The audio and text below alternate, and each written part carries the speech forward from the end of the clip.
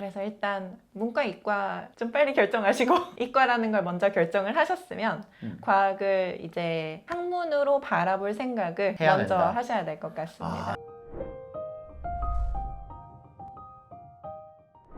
선생님도 아시잖아요. 수학도 위에 걸 많이 풀어볼수록 꼼수를 안 쓰고 그냥 많이 풀어봤을수록 아래 기본 연산도 잘하는 거잖아요. 기본적으로 어떤 아이가 그 과정이 튼튼하냐라고 물어보면 그 과정과 그 과정의 심화나 혹은 선행이든 무엇이든 관련 공부를 깊이 있게 해본 연습이 많이 된 애들이 다음 낮은 단계를 봤을 때 잘한다는 거죠. 네. 그렇게 생각하면 실은 한편으로는 슬픈 얘기일 것 같지만 한편으로는 전 평온한 얘기인 게 결국 들어간 만큼 나온다는 거잖아요. 네. 요령이 있다기보단 기본적으로 많이 들어간 애들이 잘한다. 그러면 선생님은 그 중에서 특히 생명과학을 가르치시니까요. 어떻게 공부하는 게 실은 중학교 학생이나 혹은 초등학교 학생에게 적합할까요? 결국 근데 공부로 들어가기 시작하면 네. 답이 없죠. 우리 수학처럼 책을 잡고 이제 외워서 머리를 넣는 거는 그렇긴 한데 그걸 하는 기본 과정들이 있을까요? 혹은 이런 애들을 보면 안타깝다. 일단 공부를 할 생각을 하셔야 합니다.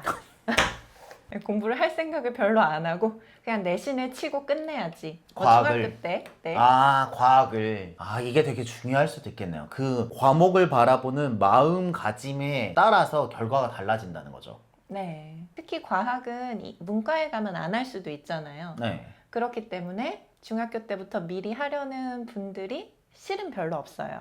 그럴 수도 있죠. 네. 왜냐하면 우리 아이가 이거 고등학교 때 쓸지 안 쓸지도 모르는데 네. 이거 미리 해야 돼 라는 생각을 할 수 있는 거죠. 그쵸. 그래서 일단 문과, 이과 좀 빨리 결정하시고 이과라는 걸 먼저 결정을 하셨으면 과학을 이제 학문으로 바라볼 생각을 해야 먼저 된다. 하셔야 될 것 같습니다. 이게 근데 되게 중요한 게 저희 대학교 1학년 때 모든 학생들한테 코딩을 똑같이 가르쳤거든요. 그러면 컴퓨터 공학과 친구들이나 아닌 친구들이나 똑같이 그 과목을 배우는데 결과물이 달라요. 왜냐면 컴퓨터과 친구들은 이게 내 밥줄이 되잖아요. 그쵸.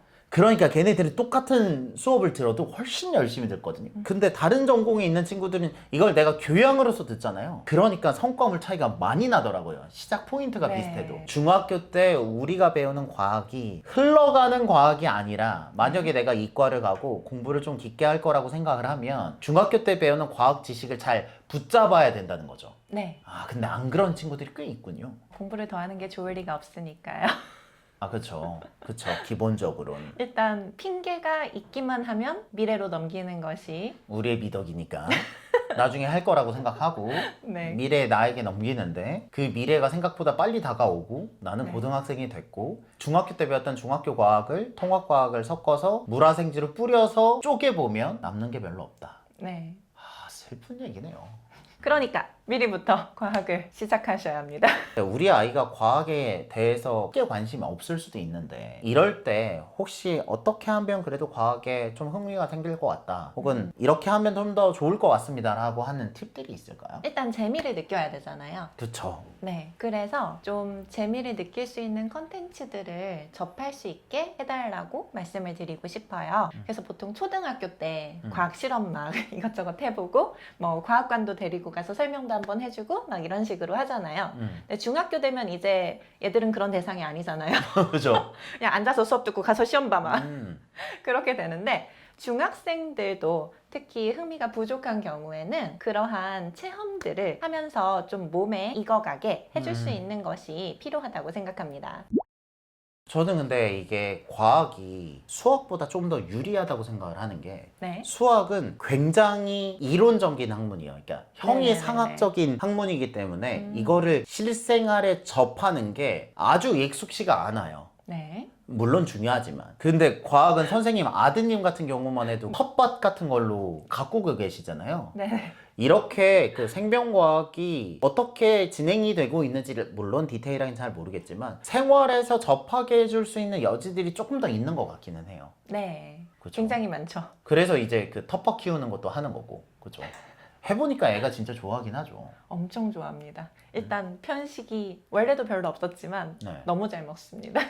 자기가 기승전결, 그러니까 얘가 어떻게 싹이 돼서 커 나가는지를 아니까 그 야채를 먹는 거에 대해서 관심이 생기는 거군요. 네. 이게 그 과학에 대한 관심을 키울 수 있는 거잖아요. 그런 연습을 조금 더 하면 학생들이 이거를 그냥 암기 과목 중에 일부로 다가오는 게 아니라 좀 더 네. 몸에 붙지 않을까라는 생각을 하신다는 거죠. 네. 체험을 해보고 아 이게 이거구나 생각하고 이게 정확하게 어떻게 된 건지 한 번 더 궁금해하고 그 사안에 대해서 너무 장황하게 말고요.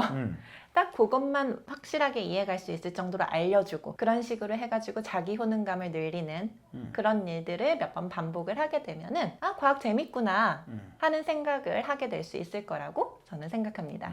그러면 마지막으로 과학 선생님으로서 저희 네. 그 구독자가 주로 이제 학부모님이시거든요. 네네네. 하시고 싶은 말씀이 있다면 무엇이 있을까요? 과학은 재밌습니다. 이게 모든 과목 선생님들이 억울한 거예요. 이게 제가 저번에 수학 교육과 교수님한테도 이게 들었던 얘기인데 수학은 굉장히 재밌는 건데 네. 이거를 중간고사, 기말고사로 나눠서 시험을 치고 점수로 애를 쪼니 이게 재밌을 수가 있냐. 그러니까 그 분의 말의 핵심은 이거예요. 네. 수학에 죄가 있는 게 아니라 시험에 죄가 있다. 근데 저는 시험에 별로 죄가 없다고 생각합니다. 왜요? 왜냐면 솔직히 우리 누가 외우고 싶어요. 그렇죠. 그냥 알고서 끝! 이러고 싶잖아요. 그런데 외워놔야 나중에 그 다음 것들도 쌓고 할 수 있는 거거든요. 근데 시험이 아니면 누가 외워요? 저도 안 외워요. 그러네. 이게 좀 다르구나. 이게 뭐가 다른지 알겠어요. 수학은 기본적으로 이해를 하고 암기를 하는 학문이기 때문에 누구는 수학을 끝까지 이해만 하면 암기는 저절로 따라온다고 믿기 때문에 네. 이거 흥미를 가지고 이해를 해서 재미를 주는 것만 굉장히 강조하는 반면에 과학은 아무리 얘가 원리를 이해하고 재미를 느껴도 그 뒤에 인위적인 노력이나 암기가 없으면 그 탑이 안 쌓아지기 때문에 네. 과학은 기본적으로 이게 암기가 동반되는 학문이라는 디폴트가 깔려 있군요. 영단어 같은 겁니다.